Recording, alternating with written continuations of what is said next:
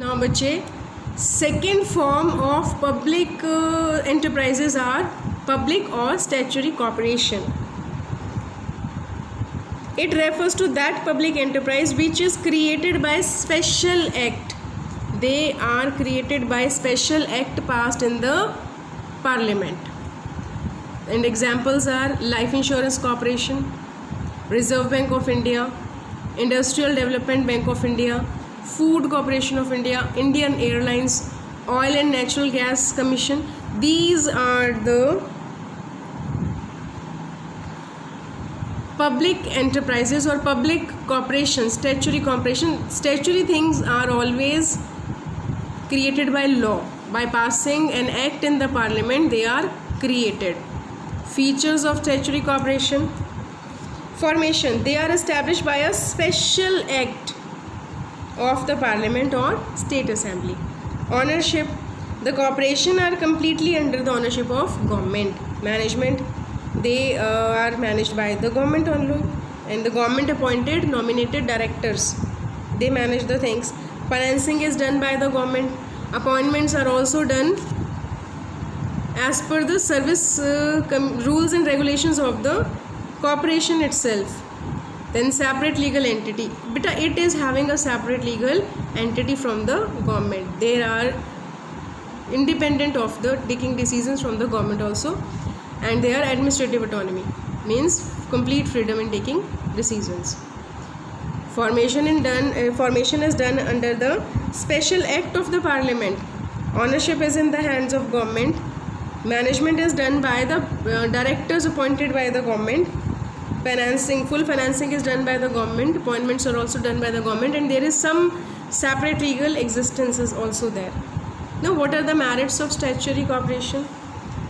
Autonomy in operations. They are having full freedom, quick decisions they can take because they need not to consult any minister. There is no minister.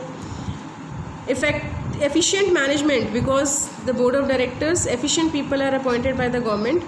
Social service is their motive, and protection of public interest is also there. Now some limitations. Incomplete operational autonomy. Beta, autonomy is there, but it is incomplete. Government always interfere in this. Lack of competitive feelings. Every government organization employees are lacking the competitive feeling. Their job is secure every time. That's why they are not having competitive feelings. And ignoring service motive. They are also ignoring the service motive. The members are considering for the profits only, and they are ignoring the service motive.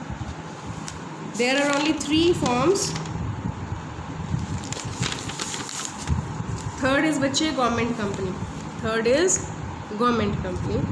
A government company means a company which has a minimum 51% of paid up share capital under the name of central or state government. Either they are completely under the control of government or 51% minimum, like HMT, Hindustan Machine Tools. This is organization in which whole capital is invested by the government only. Features of government company. Formation.